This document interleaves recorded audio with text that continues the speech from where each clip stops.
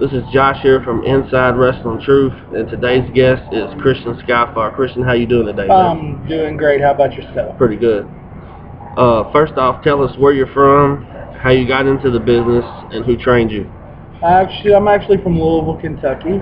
I got into the business because I went to an IWA Mid-South show, and I thought what they were doing was pretty cool, and I ran into my buddy John Gray, who I went to school with there, and John was like, hey, we're doing this little backyard nonsense down the road. You want to come check it out? And that was kind of where it started.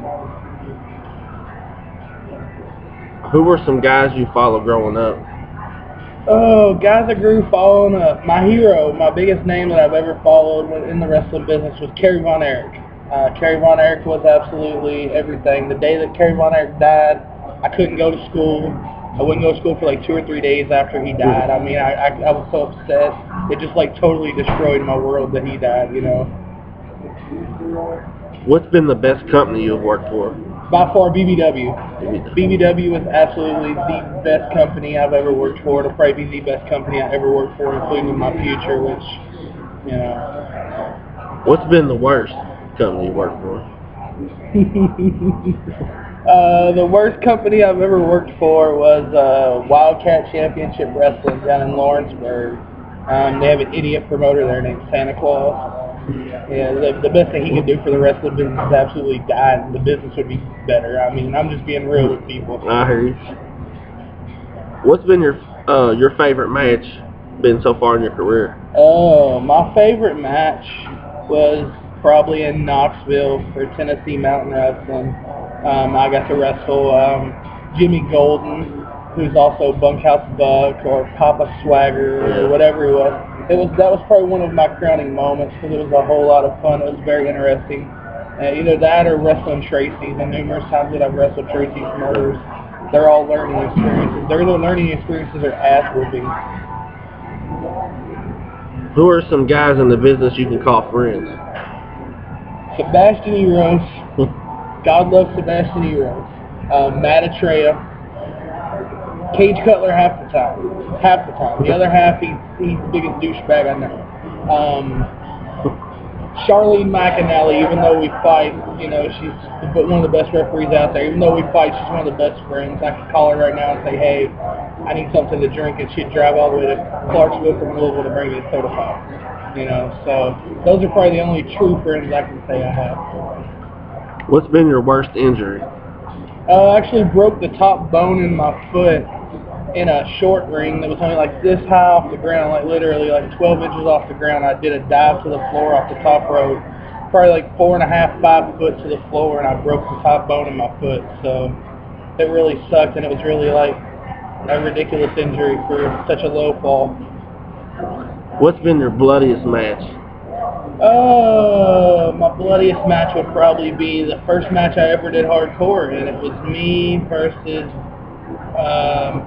Billy Black versus Corporal Robinson, December 11th, 2001 at the Evansville Coliseum. And Billy Black was the hardcore champion, Corporal was the heavyweight champion, and Eric Acker created this little story where I came out and was talking about I wanted a title shot. I'd been there for a while and I deserved it. So they just both basically came out and beat the shit out of me for like 10 minutes, and it was pretty interesting. What's your thoughts on WWE, TNA, and Ring of Honor currently? Well, the only product out of all three of those that I watch currently is Ring of Honor. I watched TNA the other night for the first time. It was kind of like, it was okay. I'm not too fond of the Aces and Eights thing. It just seems like a rip-off NWO gimmick. I mean, it seems like something that's already happened, which everywhere is doing that. WWE, all their characters are just 80s characters revamped. Yeah. You know, and I'm not real fond of that. I'm fond of making new characters, you know. Yeah. Have you ever worked any legends? And if not, who would you like to work? Well, I've wrestled Bill Dundee. I've wrestled Tracy. I've wrestled Jimmy Golden. I've wrestled Ronnie Garvin. Wrestled quite a few, but if I could wrestle any legend that I wanted to, it'd probably be like, I'd like to wrestle like Rick Martel. I'd like to wrestle Ricky Steamboat. That's probably about it, legend-wise, that I still want to wrestle. Who are some guys in the business you dislike and why? I I don't dislike nobody.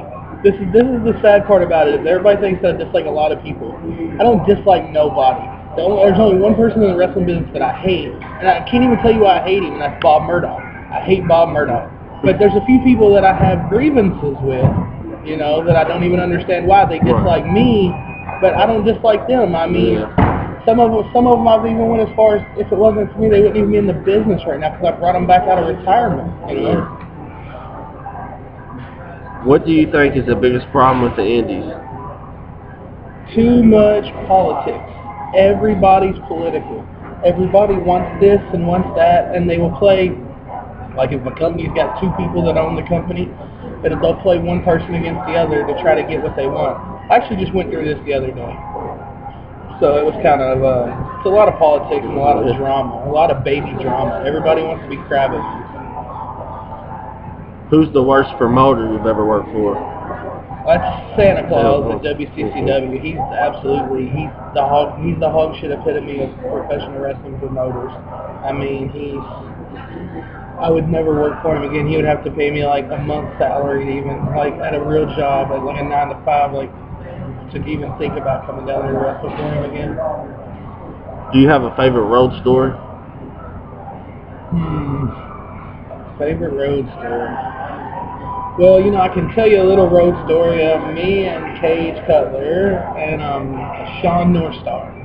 We went up to Carmi, Illinois, because Cage had found some chicks up there that we were going to go up there and mess with the night before the show. So we drove up there and we drank all the way there. Especially me and Northstar, we drank like a fifth of whiskey on the way there. We get there and this house that he takes us to, like, it's full of like taxidermied animals. Like just everything. Taxidermied deers, taxidermied squirrels, taxidermied snakes. And Northstar was scared to death of them. So like these kids that were at this house, like it was like 4 or 5 adults and like 4 or 5 kids. And these kids were like chasing Northstar up and down the roads of Carmi, Illinois with like a stuffed squirrel. And at one point in time he was like crawled up in the fetal position in the middle of the road in Carmi just screaming, begging for the squirrel to leave him alone. Wow. Yeah. Well, then it even gets even better. Then this woman's husband shows up and kicks us out of her house.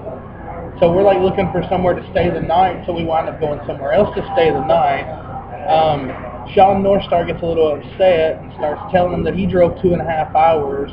That somebody was going to get Sean Northstar's dick wet. And it was a very, very interesting night. It was a very funny story, and I hope to never live it again. Right.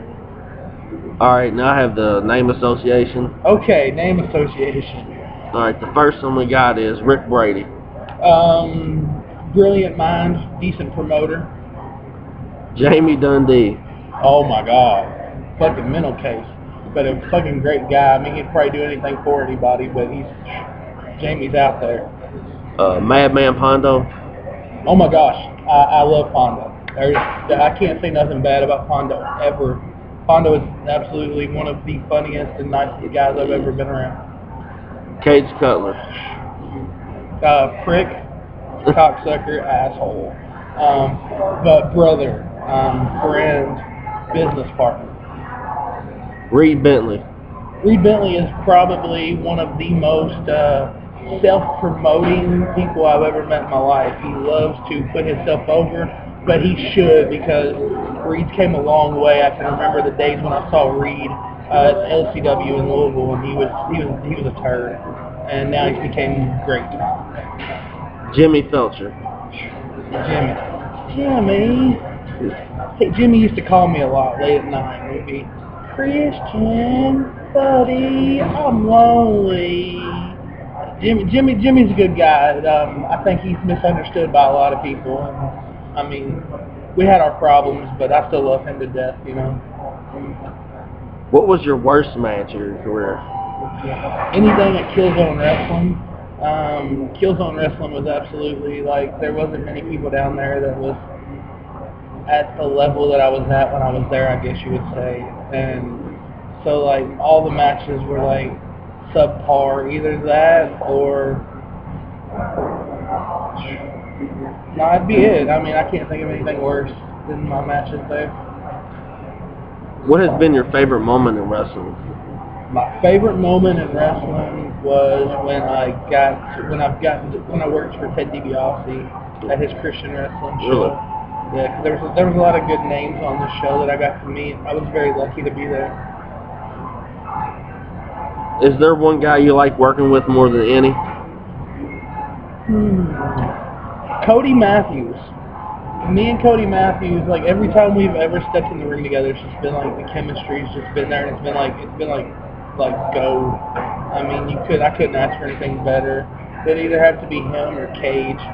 Because every match me and Cage have had has just been like, I leave the match and I'm like, man, that was just great. We didn't do nothing, but it was great. How many more years do you think until you retire? Oh, let's see here. I'm 33 now. Gypsy Joe's like 79 or 80. So I've still got like 47 years or so. I mean, I'm probably gonna die wrestling, to be honest with you. What's your favorite state to work in? Illinois. Illinois? I love Illinois. There's a lot of benefits in Illinois. Besides wrestling, you get a lot of benefits there. What's your thoughts on hardcore wrestling? I love hardcore wrestling. Actually, getting ready to host the deathmatch tournament November 1st. Yeah. You know, so I absolutely love hardcore wrestling. What do you think the future holds for Christian Skyfire? Just a lot of fun, a lot of traveling, a lot of spending time with my brothers, maybe visiting some new states that I haven't been to yet, working for some companies I haven't worked for. I'm in the works with a few other new companies. When you first got into the business, what guys did you look up to? Bull Payne, American Kickboxer, Tracy Smothers, you know, Joe Bailey. When you do retire, how do you want to be remembered? As the goofiest guy that anybody's ever met, because I'm absolutely a nut all the time, and I want everybody to be like, oh man, that motherfucker, he's fucking nuts.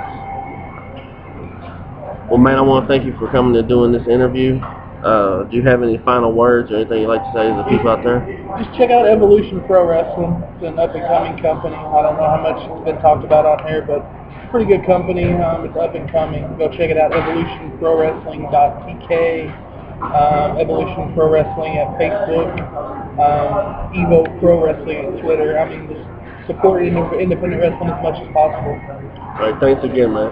Oh, no problem. Thank you.